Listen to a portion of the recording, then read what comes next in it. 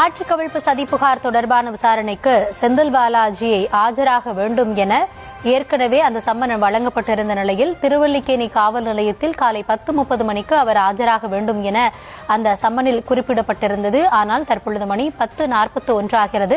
இதுவரையிலும் அவர் ஆஜராகவில்லை என்பது கள தகவல்களாக இருக்கிறது. பெரும்பாலும் செந்தில் பாலாஜி தரப்பு வழக்கறிஞர்கள் இன்று ஆஜராக வாய்ப்பிருப்பதாகவும் கூறப்படுகிறது. ஆட்சி கவிழ்ப்பு சதி புகார் தொடர்பான விசாரணைக்கு அவர் ஆஜராக வேண்டும் என ஏற்கனவே சம்மன் வழங்கப்பட்டிருந்த நிலையில் சென்னை திருவல்லிக்கேணி காவல் நிலையத்தில் இதுவரை அவர் ஆஜராகவில்லை. 10:30 மணிக்கு ஆஜராக வேண்டும் என சம்மனில் குறிப்பிடப்பட்டிருந்த நிலையில் தற்பொழுது வரை அவர் வரவில்லை என கூறப்படுகிறது. அது மட்டுமல்லாது அவர் தரப்பு வழக்கறிஞர்கள் மட்டுமே இன்றைக்கு ஆஜராக வாய்ப்பிருப்பதாகவும் தகவல் கிடைக்கப்பட்டிருக்கிறது. அது தொடர்பான அண்மை செய்தியை பார்த்து வருகிறோம்.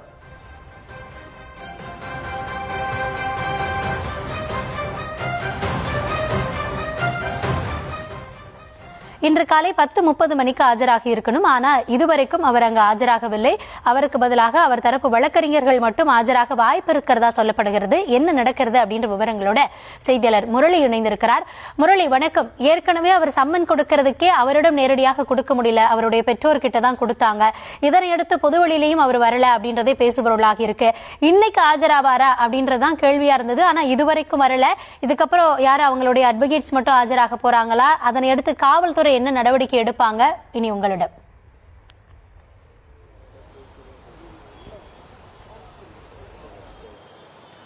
வணக்கம் கௌதமி. அதாவது தமிழகத்தில் ஆட்சி கவிழ்ப்பு விவகாரம் தொடர்பாக இதுவரை 9 நபர்களை சென்னை திருவல்லிக்கேணி போலீசார் கைது செய்திருக்கிறார்கள்.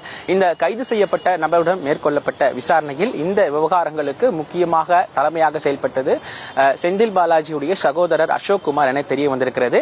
இந்த விவகாரம் தொடர்பாக அசோக் குமார் மற்றும் செந்தில் பாலாஜியிடம் சென்னை போலீசார் நேரடியாக கரூர் சென்று அவருடைய வீட்டில் சம்மன் வழங்கியிருக்கிறார்கள். குறிப்பாக கடந்த ஒரு வாரத்திற்கு முன்பாக பார்த்தபொழுது என்னவென்றால், அதாவது ஆட்சி கவிழ்ப்பதற்கு பேரம் பேசப்பட்டதாக ஊத்தங்கரை சட்டமன்ற உறுப்பினர் இளையராஜாவிடம் இவர்கள் பேரம் பேசியிருக்கிறார்கள். கிட்டத்தட்ட 35 கோடி ரூபாய் தருவதாக பேரம் பேசப்பட்டதாக கூறப்படுகிறது. அதன் அடிப்படையில் இளையராஜா என்பவர் திருவல்லிக்கேணி காவல் நிலையத்தில் புகார் மனு அளித்திருந்தார். இந்த புகாரை அடுத்து சென்னை காவல் ஆணையர் அலுவலகத்திலிருந்து தனிப்படைகள் அமைக்கப்பட்டு தொடர் விசாரணை நடத்தப்பட்டது. இந்த விசாரணையில் ஒரு சட்டமன்ற உறுப்பினர் அல்ல 10 சட்டமன்ற உறுப்பினர்கள் வரை இவர்கள் பேரம் பேசப்பட்டதாகவும், அதே போன்று சட்டமன்றத்தில் சபாநாயகருக்கு எதிராக இவர்கள் எதிர்ப்பு தெரிவிக்க வேண்டும் என தெரிவிக்கப்படுகிறது. இவர்கள் அப்படி எதிர்ப்பு தெரிவிக்கும் பட்சத்தில் ஒவ்வொரு சட்டமன்ற உறுப்பினருக்கும் 35 கோடி ரூபாய் முதல் 50 கோடி ரூபாய் வரை தருவதாக பேரம் பேசப்பட்டதாக வழக்குகளும் பதிவு செய்யப்பட்டிருக்கிறது. இந்த வழக்கு பதிவு செய்யப்பட்டதை அடுத்து இதுவரை 9 நபர்கள் கைது செய்யப்பட்டிருக்கிறார்கள். அதில் குறிப்பாக ஐபிடிஎஸ் சேர்ந்த திருநாவுக்கரசு அவர்தான் முதலில் கைது செய்யப்பட்டிருக்கிறார். அவருடன் மேற்கொள்ளப்பட்ட விசாரணையில் தான் ஒவ்வொரு சட்டமன்ற உறுப்பினர்களும் இவர்கள் அதிகப்படியான பேரம் பேசப்பட்டது தெரிய வந்திருக்கிறது. குறிப்பாக இதற்கெல்லாம் மூளையாக செயல்பட்டது அசோக் குமார் என்பது தெரிய வந்திருக்கிறது. அதன் அடிப்படையில் தான் சென்னை போலீசார் நேரடியாக கரூர் சென்று அவரிடம் சம்மன் வழங்கியிருக்கிறார்கள். இந்த சம்மனை தொடர்ந்து தொடர் விசாரணை நடத்தப்பட்டு வருவதாகவும், அதே போன்று இன்று காலை 10:30 மணி அளவில் சென்னை திருவல்லிக்கேணி காவல் நிலையத்தில் அவர்கள் ஆஜராக வேண்டும் என இந்த சம்மனில் குறிப்பிடப்பட்டிருந்தது. குறிப்பாக அசோக் குமாருடைய முன்ஜாமீன் மனுவானது தற்பொழுது உயர் நீதிமன்றத்தில் இருந்து வருகிறது. அந்த மனு தள்ளுபடி செய்யப்பட்ட பிறகுதான் அவரை கைது செய்ய இருப்பதாக காவல்துறையினர் ஒரு தகவல் தெரிவித்திருக்கிறார்கள். அந்த மனுவை பொறுத்தவரை ஒருவேளை அவர்களுக்கு முன்ஜாமீன் வழங்கப்பட்டால் அடுத்தபடியாக செந்தில் பாலாஜியும் முன்ஜாமீனுக்கு கோரி உயர்நீதிமன்றத்தில் மனு அளிப்பார் என ஒரு பக்கம் தகவல்கள் வெளியாக இருக்கிறது.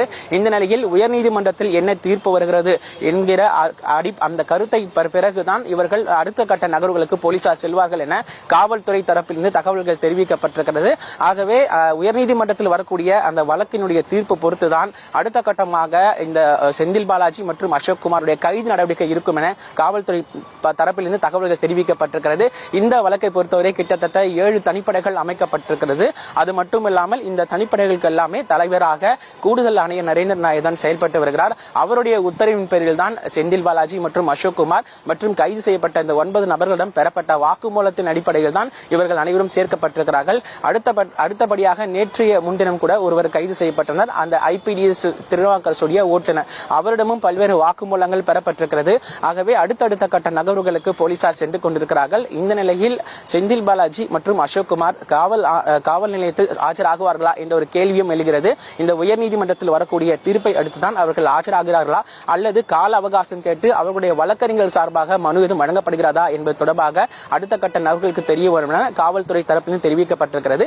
இதுவரை செந்தில் பாலாஜி தரப்பிலிருந்து எந்த விதமான தகவலும் தெரிவிக்கப்படவில்லை.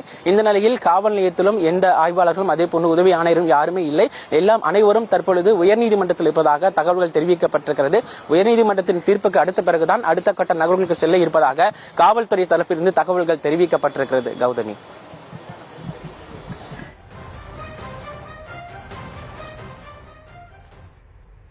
தொடர்ந்து பார்க்கலாம் முரளி. தற்போதைய விவரங்களுக்கு நன்றி.